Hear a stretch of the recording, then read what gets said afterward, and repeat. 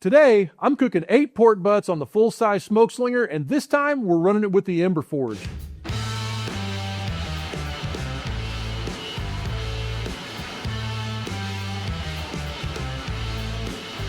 This is an update to one of the most watched videos on this YouTube channel. It's where we cooked 8 pork butts on the full-size smoke slinger. In this case, we're going to cook with embers on the bottom of this cooker using the EmberForge.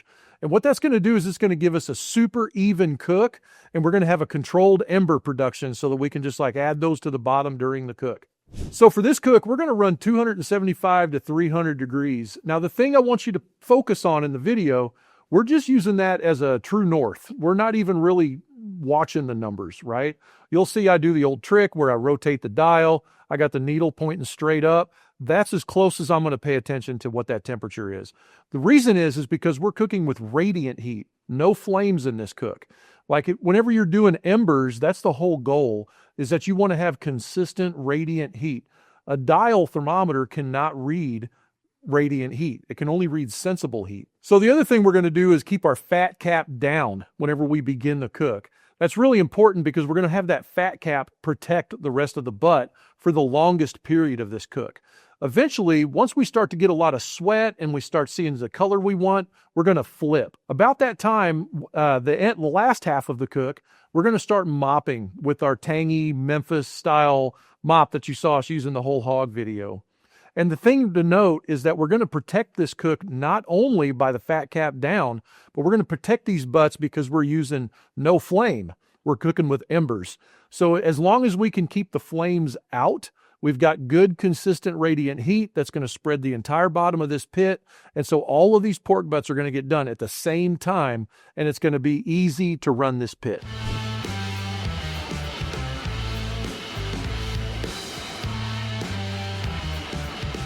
So the important thing about the EmberForge and how it benefits you using this in a cook like this is that we're literally separating the flames off to another cooker. We don't have flames in the bottom of our unit here. What we want is a glowing bed of embers because radiant heat is how we're going to cook these butts. That's going to be really important because it lets us use zones. In this case, we're higher above our bed of embers, and our bed of embers is narrow and thin and spread across the bottom. So it's going to take, like you would always have flare-ups on a charcoal grill or something like that. It's going to remove all that flare-up and burnt, crusty buildup that gets on the bottom of whatever you're cooking. So what we're doing, ideally, is we're measuring the radiant heat, like with your hand almost. We have these thermometers on there as an indicator of like true north as far as like, are the needles up or down? But at that point, once we know we've got that temperature established, we literally could pull these thermometers out of this cooker and we could just rely on barbecue KPIs that way for the rest of the cook, which is observation. So it's important to note that like we want like a medium high sort of a heat right now. We got the fat cap down. We're running our hand above the embers, but under the grate is what I literally do. And I just kind of count for a minute. Be careful, don't burn yourself. But I want to see something like a 8-second or 6 or 8 seconds, something like that at the max. Lower than that, if I can hold my hand under there, palm down for too long, then that just means that we're not hot enough. So I got to add embers. I got to build a thicker bed, whatever that is. So that's how you run this EmberForge. We're running the EmberForge to burn down wood and make flames over there, render into embers, which is not ash, it's coals. And then we're taking those lit coals and put them across the bottom of this pit evenly because the whole pit is even with the same size of muscle meat. All right, guys, so we've got the pork butts on. You see, we just did a really broad crosshatch on those pork butts. What I've noticed is whenever you do a really fine distance between the crosshatch on those pork butts, you could risk like the fat cap sticking to your cooking grate. So it's a good idea to go ahead and like broaden that range. That's going to happen whenever we flip our pork and we start mopping. That's going to be really important because we want to try to get some of that red, that mop down in those cracks that are going to open up in that pork butt and get down past that false fat cap, what we call it. The other thing we're going to do here is like, as we start adding coals and embers to this smoke slinger, we want to establish a rhythm early on. And so my favorite way to do this is to tell my Siri on the phone there, I don't want her to start talking.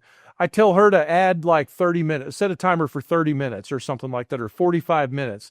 And what that cadence is going to do, it's not really like you have to stick to that, but it's going to be like a reminder to go observe. So a lot of times when we're observing, things we're looking for, as far as like ember production, we want to stay ahead of adding sticks or splits to this, the top compartment of this EmberForge. And the reason that's really important is because as those bottom logs start to turn into coal and they start to get fully combusted, they could just automatically like break and fall through. When you add splits on top, you risk breaking those. Now, we'll go over this in another video, but the grid spacing right now on the slats inside this EmberForge, you can change those. If you had all the slats in, we're talking about 2 inches by 2 inches. I like to run the EmberForge with about a 5-inch by 5-inch square. And what that's going to do is it's going to enable me to get bigger coals to fall in the bottom. And then what we're going to do is we're going to keep the bottom air damper mostly closed, because I don't want the embers, once they fall, I want to just keep them lit. I don't want them to just like deteriorate into ash. And then the other thing to note is that we want only embers. We don't want flames. We don't want to have like a reactive coal bed down there that every time fat drips, it starts to catch flames down there. And that flames requires a lot more convective air to go through that pit. And that's what's going to burn the bottom of our pork butts.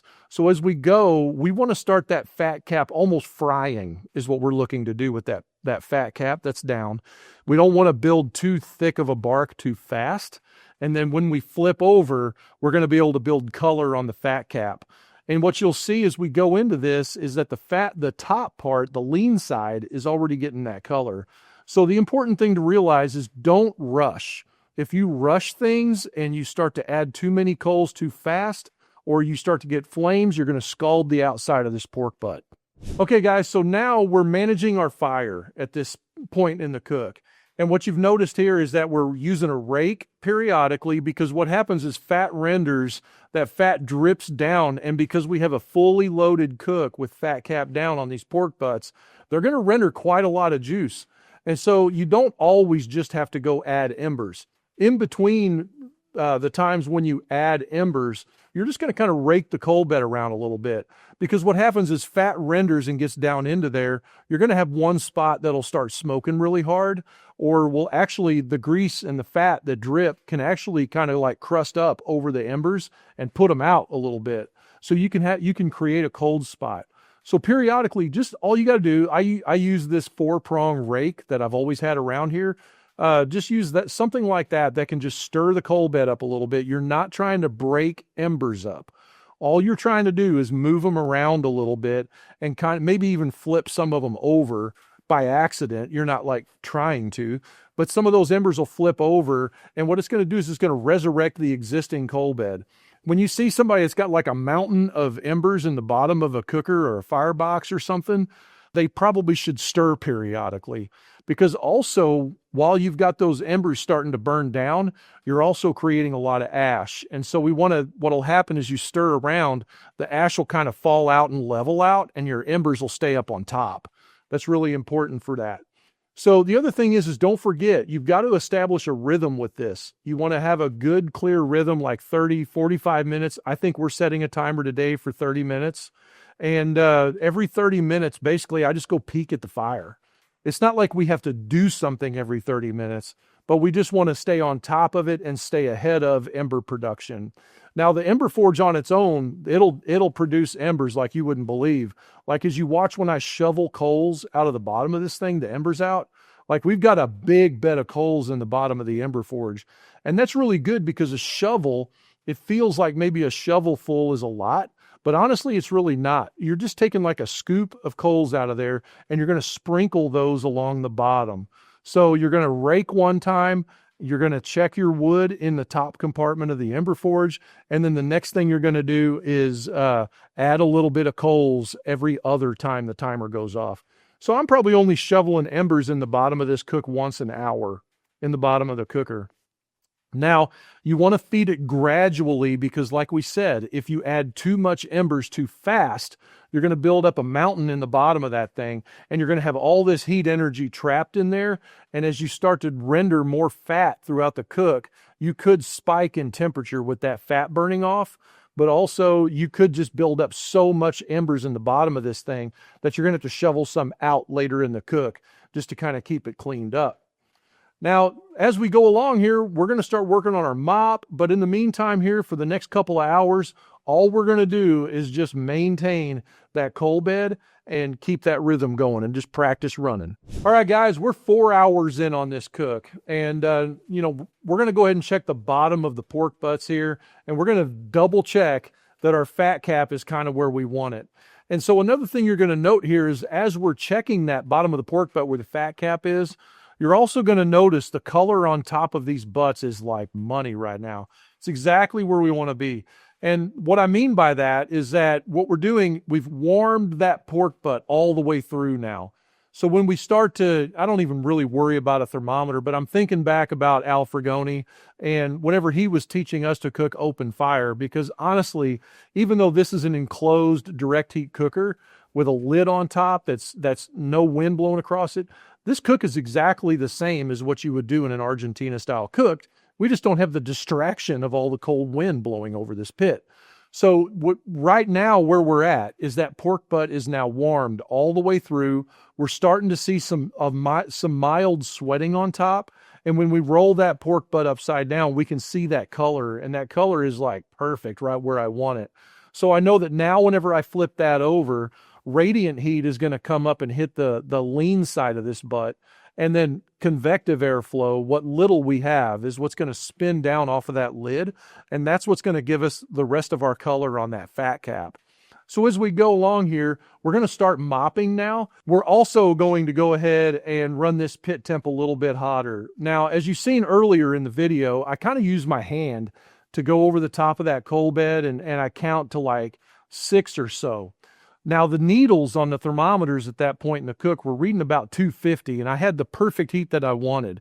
Remember, you can if you can stand the fat dripping on your hand, don't get burned, don't hurt yourself, but you can literally hold your hand there and count. The Al Fragoni 6, as my buddy Anthony Nicolosi told me earlier today, he calls it the Al Fragoni 6. You're just waiting and you're counting. You're going to get that 6-second, like slow 6-second count. Now we can go ahead and move up in temperature. So I don't want to go less than 6 now. I'm not going faster on that number, but I don't want to go less than that. And in my world, that's going to knock that needle up somewhere around 275, maybe even 300 now, because we're flipping that fat cap up and the lean side down. And the hottest part of that butt is going to be on top right now. So anyway, let's go ahead and move on to the mopping part of this thing and let these butts cook some more. Here you go, guys. This is the moment right here. So we got our mop made, and I know you all want to know the recipe for the mop. I'm going to tell you how to get the recipe for the mop. Go to Smokeslinger Pit Owners Group on Facebook, and in that group, there's a section right there in the row of like all the buttons at the top. One says files. I upload the recipes into the files section on the website, but we're at that stage right now in the cook where we can go ahead and start mopping. So whenever you're doing something like this, the mop is going to add that layer of flavor. And when we started this out, when you look back at how we seasoned these butts, I was simple. Salt and pepper. That's it. I didn't put nothing else on it. We didn't inject. We didn't go real fancy with it. We didn't put anything on there that had sugar in it. And the main reason we're doing that is because we're doing a direct heat cook. We've got all that embers sitting down there below. We've got that direct heat hitting the fat cap. We just want this thing to be porky, smoky, and salty, right? And then what we're going to do is start adding that sweet layer with a little bit of heat in it. So the recipe, I'm just going to kind of summarize because I'm not smart enough to remember it like that. But we've got basically an apple cider vinegar base on this mop. It's got some ketchup in it for the tomato and some sweetness. Then we've got a little bit of Worcestershire, not much, molasses, paprika, some red pepper, some onion powder, just stuff like that. And we've got that all mixed up in here. And I literally didn't run this on the camera, but I had it sitting right here on the top of the EmberForge in this cast iron Dutch oven. And I just like let it come up to a simmer and sit there and cook for a little bit. I left the lid on it though while it was simmering because I don't want all my moisture just boiling out of this. I want to keep and retain that moisture, but I want to get it hot so that all this stuff kind of emulsifies and works together. So as far as mopping this meat, we're just going to go ahead and just add it about every 45 minutes. We're not going to get crazy with it because this is where we're going to start adding a little bit of sugar. It's going to add that vinegar and that red to the pork. And it's going to be amazing as it sits here and cooks and gets kissed by the embers and the radiant heat and all that stuff. So let's go ahead and get this thing mopped up.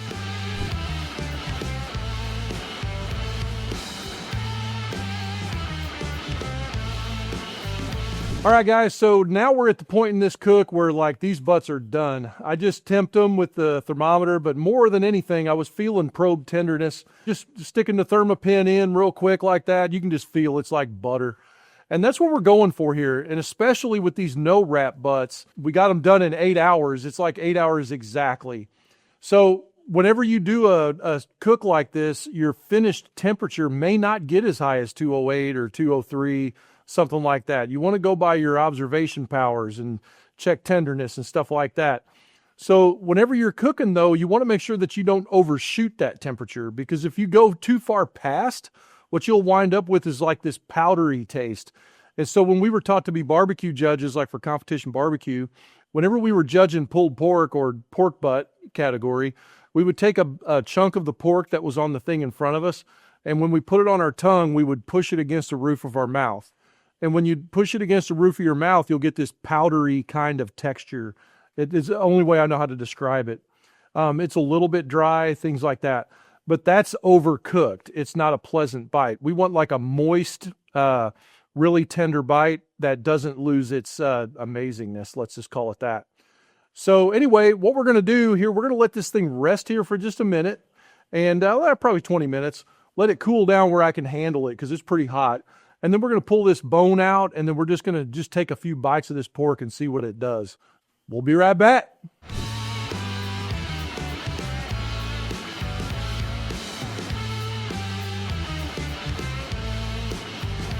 All right, guys, so this is 8 pork butts on the full-size Smokeslinger with the EmberForge being an ember production factory. So it's been a long day. It's been 8 hours, on the nose, this cook has been. And here we are, we're ready to dig into this pork, man. I tell you, I am so excited for this moment because I know what this mop tastes like from previous cooks, and I've done this before. So it's one of my favorite bites in barbecue, I got to tell you. The cook was easy to do. Basically, we sat in lawn chairs, and the only thing we really had to do is like every 30 minutes, we either just got up and we just looked. But the only action we did was we either just took the rake and just like turned the coal bed over and just like redistributed it, because as fat renders and as mop is going on these butts, the liquid will fall down. And what that's going to do is it's going to kind of glue your top layer of this, of your coals together. And it's going to cause a cold spot in your coal bed is what it'll do. So as you continue to cook, do that. You're only going to probably feed the EmberForge, like maybe 2 to 3 sticks on a cook like this, if they're regular size splits. If you're doing the small splits like we recommend to do when you're cooking on a full size with direct heat, like with charcoal and wood, that you're probably going to put like double that amount because those are like half splits. But with a regular size split, you're only going to feed like 2, maybe 3 of those in every 45 minutes to an hour. And that's in the top compartment. And then at the same time, take the opportunity like to rake your logs around in there. That's going to render the coals down. And you'll see in an upcoming video where I do a tour of this thing, a much deeper dive into all of that. As we're producing embers in the EmberForge, we just take a shovel, just a regular old flat, and scoop out just about a shovel full. And you're only going to sprinkle that lightly around each door on the full size. If you're cooking on the mini, just go through that one door and you're just going to even it out. And at any one given time, you don't want your coal bed to be more than like 2 inches thick. That's about what we had this whole cook. And, we're going to control how often we add the embers to the bottom of the pit. And what you'll get is you'll get a rock steady cook the whole time. let's get into this pork butt right now because like I can't take my eyes off of it. Here we go. I'm gonna shred this thing up. Good Lord. This is what I want right here. This is that money muscle end. So we got this good bark. I'm just gonna make a little pile here. Okay, now I'm gonna do one more thing. I'm gonna ask my bro Jordan come up in here. He's got to bring Bun with him though. We're gonna see what he thinks. Here we go, buddy. I'm gonna get you a little bit of that pull. We're gonna mop you up. You want some mop? Oh yeah. Okay, here we go. Glue everything short, closed. There you go. That's a look right there in the camera, huh? Mm-hmm. There it is. Here we go. Mm-hmm. Is it good? Very. You knew that though. Yeah, that the whole time you're mopping, when this mop is going on those butts and it runs down in the bottom of that pit, it gets down in that charcoal, the whole place just smells amazing, doesn't it? Oh, yeah. So it's a tangy, like a vinegar forward mop. You got that, we just put salt and pepper on. We didn't put no rub on this, so we didn't get like a burnt, crusty, sugary rub on here that just hides everything. If you've ever had pork that had a sweet rub on it that was cooked really hot, like in a situation like this, the bark just like turns into like literally tree bark. That's why they call it that. But the sugar and stuff caramelizes, and then you lose all those layers of flavor. In this case, this pork still tastes like pork, and that's how you know it's good. It's not overly smoked. It doesn't taste charcoaly or like a grilled hamburger-y like taste. It just tastes like good pork. Man, that's great. Yeah, delicious. Jordan's over there rolling. He already ate that whole thing. All right, guys. So here, if you haven't already, go over to the Facebooks and get in that Smokeslinger Pit Owners group. I think you're really going to have fun in there. I've been posting in there all day off and on with the progress of our cook. I like to do that once in a while. And what you're going to see is a whole bunch of guys in there like me, but they're owners, and those guys are crazy about these things, and they'll tell you everything you ever wanted to know about it. It's a great community, and we have a lot of fun. Anyway, till next time, keep your smoke thin and blue, and check out the description for all kinds of helpful links.